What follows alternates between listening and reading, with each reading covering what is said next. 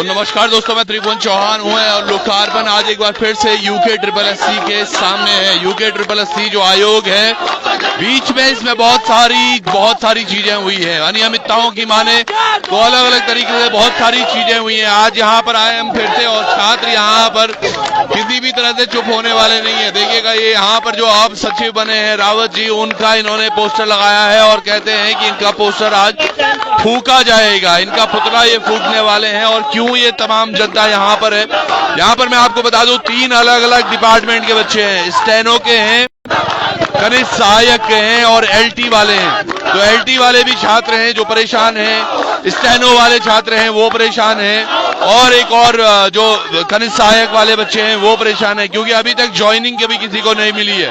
उत्तराखंड में पहले UKSSC में जितनी सारे धमाल हो रहे थे, हम कनिष्ठ सहायक के अभ्यर्थी है, LT के अभ्यर्थी है, स्टेनो के अभ्यर्थी है। हम जो है अप्रैल से, जब से हमारा रिजल्ट आया तब से हम जो है आयोग के चक्कर काट रहे। और उस समय जो एस राजू जी थे, उन्होंने कहा कि आपका जो डॉक्यूमेंट वेरिफिकेशन अगस्त में किया जाएगा, आपकी भर्ती में कोई विवाद नहीं है। सबसे बड़ी बात यह है कि हमारी भर्ती में कोई विवाद नहीं है। तो एस राजू जी ने कहा था कि आप लोगों का जो डॉक्यूमेंट वेरिफिकेशन अगस्त में किया जाएगा और उसके बाद ज्वाइनिंग की प्रोसेस आगे बढ़ जाए। लेकिन वहाँ उस समय हुआ क्या कि एस राजू ने तो बहुत नाम कमा दिया था, उन्होंने जो है इस बिल्डिंग पे बहुत नाम किया, उन्होंने इसलिए उनको इस्तीफा देना पड़ा। उसके बाद सुरेंद्र सिंह रावत आया, 16 सितंबर को उन्होंने ज्वाइन किया और 18 को हम यहाँ पे आए। उन्होंने कहा कि अभी मैं नया हूँ, मैं देख रहा हूँ। फिर 26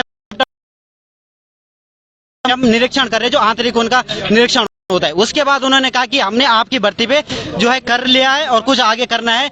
आप लोगों की किस्मत अच्छी है। हम कनिष्ठ सहायक के अभ्यर्थी LT वाले, उन्होंने ये कहा खुद मेरे पास, मैं अंदर गया था, उन्होंने कहा कि आप लोगों की किस्मत अच्छी है जो आपने जो वो इरिगेशन वाले कुछ पद हैं जो जोड़ने जाने की बात हो रही हो। तमाम जो युवा है वो सड़कों पर है और विगत कई वर्षों से इसी तरह से माहौल है उत्तराखंड में।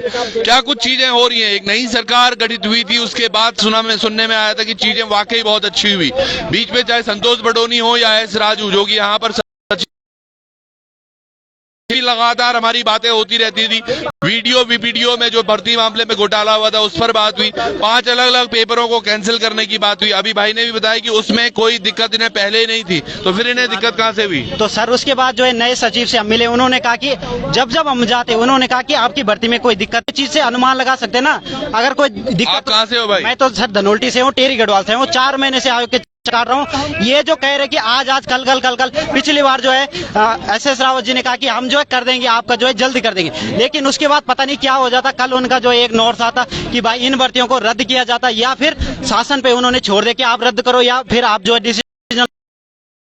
जब पहले कह रहे कि आपकी भर्ती में हमारे को एक लेटर मिलता है, उस लेटर में सचिव साहब, कार्मिक सचिव को एक एप्लीकेशन लिखते हैं जिसमें कहते हैं कि ये भर्तियां भी रद्द के दायरे में हैं, इनको भी रद्द किया जाना चाहिए। और इसमें ये बहाना, इसमें ये रीजन देते हैं क्योंकि कुछ हुए हैं, क्या विवाद नहीं है। तो आप अपनी ओर से क्यों लिखते हैं कि इनको भी अपने अनुमान, आप सरकार नहीं हो, आप कोई भगवान नहीं हो कि आप जो लिख दो कि इनको रद्द किया जाए। अरे इनके बाद हमारी भी तो सुनो, हमने कौन सा धान लिखे, हमने अपना पेपर दिया, हमने अपने मेहनत की, और तुम कहते हो एक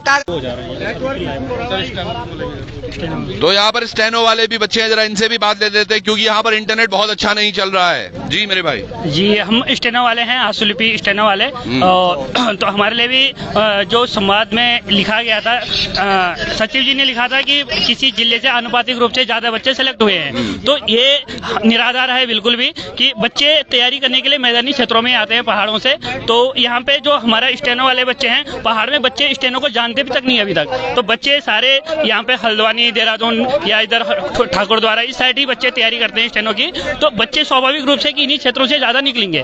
तो सचिव जी का ये कहना गलत है कि उन्होंने कहा कि किसी क्षेत्र विशेष से अनुपातिक रूप से ज्यादा बच्चे निकले हुए हैं, तो इसमें धांधली हुई है। तो हम तो अभी तक तो हमारे इसमें कोई धांधली नहीं हुई थी। हम 4-5 बार यहाँ पे सचिव सर से मिल चुके हैं, तो उन्होंने कहा कि प्रोसेस चल रहा है, आपके इसमें कोई दिक्कत नहीं है। जैसे सब चीज अभी आयोग में यहाँ पे वीडियो भर्ती का ये चल रहा था, LT का चल रहा था, कुछ चीजें हाईकोर्ट में लटकी हुई थी। तो उस चक्कर से मतलब उन्होंने कहा कि अभी धीरे धीरे आपका भी हो जाएगा। तो हम जैसे उन्होंने कल संवाद निकाला, संवाद में उन्होंने हमारी भर्ती का भी उल्लेख रखा है। और सबसे पहले हमारी जो भर्ती हुई है फर्स्ट टाइम ऑनलाइन कराई थी भ्रष्टाचार से बचने के लिए, और उसको नई कंपनी को दिया था, NSIET को दिया था। तो उनकी तरफ से तो कोई दिक्कत नहीं थी ना, भर्ती की जो कंपनी है, कंपनी की तरफ से कोई ब्लैक लिस्टेड नहीं था। पहली बार ऑनलाइन पारदर्शिता के लिए कराई गई थी। नहीं, ये बात मैं समझ गया हूं। मैं थोड़ा बताने की कोशिश करता हूं। बच्चों का जो आज कहना है वो स्पष्ट है कि जब इस पर जांच हुई और उसके बाद जब STF इनको क्लीन चिट दे रही है, तो उसके बाद क्यों कैंसिल कराई जा रही है ये भर्तियां। ये केवल स्टेनो, LT या फिर क्लैरिकल का मामला नहीं है, ये मामला है आपकी भी पारदर्शिता पर कि किस तरह से UKSSC पारदर्शिता से इन चीजों को करा रही है। वीडियो VPDO मामले में तो जो चीजें चल रही हैं वो भी अभी चल रही है और उस पर जांच अभी बस चली जा रही है। कब उसका रिजल्ट आता है ये भी कुछ पता नहीं है, और कब तक ये चीजें इस तरह से होती रहेंगी ये मालूम नहीं है। लेकिन ये तमाम लोग आप चेहरे देख पा रहे होंगे, ये उत्तराखंड के युवा हैं, और यहाँ पर ये देखिएगा नए नए जो निर्वाचित SS रावत जी जो सचिव बने हैं उनका पुतला लेकर आए हैं और उनसे इस्तीफे की मांग भी कर रहे हैं बच्चे। इस्तीफे की मांग करने का मुख्य कारण क्या है? सर, अब इस्तीफे की मांग इसीलिए की जा रही है कि वो कोई मतलब यहाँ पे अपना जब से पदभार उन्होंने संभाला है कोई भी काम सही से नहीं कर रहे हैं, सिर्फ आश्वासन दे रहे हैं। वैसे LT वाले हो गए, आज स्टेनो वाले हम हैं, और ये 746 क्लर्क वाले यहाँ पे उपस्थित हैं। सबको इन्होंने आश्वासन दिया कि सबकी नियुक्ति की जाएगी। कहीं ऐसा तो नहीं कि ये जो पेपर अब कैंसिल कर दिए हैं इनको भी UKPSC को दे दिया जाएगा? कहीं यही भी UKPSC को सौंप देंगे? क्योंकि ये बिल्डिंग जो बनी है इसमें इसके बाद जितने भी इसमें पेपर थे सबको बताया जा रहा है कि UKPSC को दे देंगे। अब जी सर, एक चुनावी मामला भी हो सकता है कि अभी हमारा जो भर्तियां निरस्त कर दी गई है, अब नए चुनाव आने उसकी इसमें इसका पिटारा खोल के इसे नई इसमें भर्तियां के हिसाब से इसे खोल सकते हैं। बिल्कुल सही बात है। पहले जब भर्ती आई थी तो तब आप जब पहले चुनाव थे तब भर्ती करके बात कर दी कि भर्तियां आ रही हैं, और आज जब भर्तियां हो रही हैं तो इनको कैंसिल करके 2024 का जो चुनाव होगा उसमें फिर से आएंगे मोदी जी, और मोदी जी कह देंगे दोस्तों हमने पिटारा खोल दिया है, और पिटारा फिर खुल जाएगा। कुछ 7-8 हजार पदों पर भर्ती। आप कहाँ से आए भाई? मैं सर रुद्रप्रयाग से आया हूँ। हाँ। और LT चयनित अभ्यर्थी हूँ। कल उत्तराखंड अधीनस्थ चयन आयोग के सचिव ने एक लेटर शासन को लिखा है जिसमें कहा गया है कि इन भर्तियों को संदेह के आधार पर रद्द किया जाता है। जो हाईकोर्ट के मामले भी थे वो भी सब नहीं, हाईकोर्ट के मामले में तो उन्होंने मेंशन नहीं किया है, वो अभी उनके शायद पहुंचा नहीं है यहाँ पे जो हाईकोर्ट का ऑर्डर। लेकिन उन्होंने जो भर्तियां इनके पास थी उनको जो है उन्होंने निरस्त करने का शासन को प्रस्ताव भेजा है। उसमें एक शब्द का उन्होंने जिक्र किया है कि सरसरी निगाहों पर देखने पर इतने बड़े पद पर बैठा हुआ व्यक्ति सरसरी निगाहों पर देखने के आधार पर इन भर्ती परीक्षाओं को रद्द करेगा क्या? अब प्रदेश के युवाओं का फैसला क्या सरसरी निगाहों पर देखने पर होगा? और दूसरा शब्द उन्होंने कहा है कि छोटी जगहों से, क्योंकि इसमें छोटी जगहों से लोग निकले हैं, छात्र निकले हैं, इसलिए इसमें शक पैदा होता है। तो रावत जी आप भी तो छोटी, ये बहुत बड़ी बात है। क्या छोटी जगह से निकले हुए मोदी जी जो चाय बेचते थे वो प्रधानमंत्री नहीं बने क्या? या जो बड़ी बड़ी बातें उसकी अगर बैकग्राउंड में जाए तो कौन व्यक्ति है जो सोने या चांदी की चम्मच लेकर पैदा हुआ है और फिर जाके तरक्की कर पाया है? राहुल गांधी की बात अलग है, यहाँ पर कुछ महिलाएं भी हैं। हाँ जी, मैं सचिव उत्तराखंड अधीनस्थ चयन आयोग के सचिव से कहना अलावा STF ने भी रिटर्न में दिया है कि हमारे पेपर में कोई जांच नहीं चल रही है। ठीक है, आज सचिव साहब ने इस तरीके से हमारी भर्ती को विधानसभा की बाकी भर्तियों से कंपेयर कर रहे हैं, तो ये तो गलत बात है ना सर। सचिव को ये सबसे बड़ी बात है, अगर विधानसभा से आप कंपेयर भी कर रहे हैं, विधानसभा की भर्ती की बात हो क्या रहा है? आज भी अग्रवाल जी तो वैसे ही हैं, वो वैसे ही घूम रहे हैं। तो तमाम चीजें हैं जो प्रश्न उठाती हैं, और अगर हम प्रश्न उठाते हैं फिर हम फिर अंकुश लगाते हैं कि आप जो बोल रहे हैं वो तथ्यों के हिसाब से नहीं बोल रहे। आज जो यहाँ पर तमाम बच्चे आए हुए हैं ये क्यों? जो भी इन्होंने स्टेटमेंट दिया हमसे माफी मांगे, अपनी स्टेटमेंट चेंज करें, और हमारी जो संस्तुति है या हमारे जो डॉक्यूमेंट्स इनके पास है वो हमारे विभाग को भेजें। बिल्कुल, हमारे डॉक्यूमेंट्स हमारे विभाग को भेजें। आप कहाँ से आए हैं? सर मैं पौड़ी से आई हूँ। कौन सा पेपर आपका? सर मेरा LT है। LT का ही है? हाँ जी। तो तमाम देखिएगा पौड़ी से तमाम 13 जिलों से यहाँ पर लोग आए हुए हैं। और क्या ये युवा इसी तरह से सड़क पर भटकते रहेंगे? और आखिर कब तक?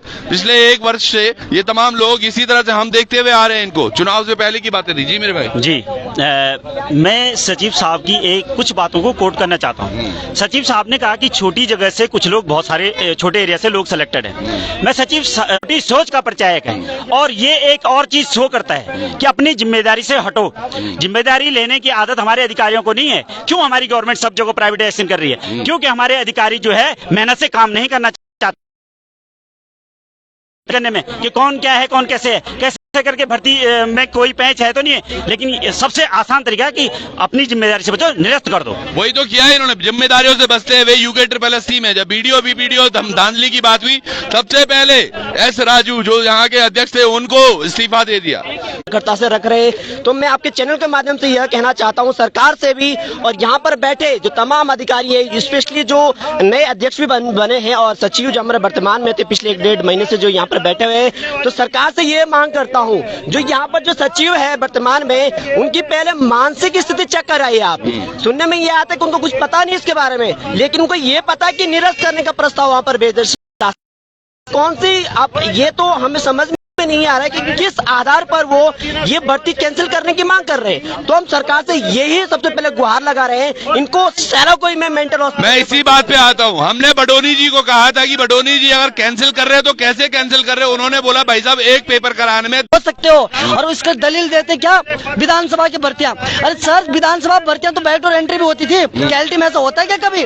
कुछ तो बयान सोच समझ के देते हैं सचिव साहब। और ये बात आप शासन को निरस्त करने का वो दे रहे हैं, आप अपना वो दे रहे हैं, राय दे रहे शासन को, शासन खुद करेगा। उनको जो संस्कृति विभाग को भेजो, अगर आपको ऑडिट करो, कब से आप ऑडिट चलाते रहे, आप खुद एक बार भड़क तक एमपी अंदर कि आप जब सवाल पूछने लगे किस टाइप से बात करो कि तुम आपका काम नहीं करेंगे, आपने ये तक कह डाला हमें। तो सही बात है, आप अगर किसी कार्य के लिए नियुक्त किए जाते हैं तो आपकी प्राथमिकता होती है उस कार्य को पूरा करने के लिए। और ये तमाम जो युवा है, ये बच्चों ने, और किस तरह से ये नियुक्ति 2 की बात कर रहे हैं। और थोड़ा सा ये आपको हम दिखा दें कि आज उत्तराखंड अधीनस्थ सेवा चयन आयोग की बिल्डिंग के सामने ही जो यहाँ के सचिव हैं उनका पुतला फूका जा रहा है। कितनी बड़ी बात है ये, कौन इसको समझ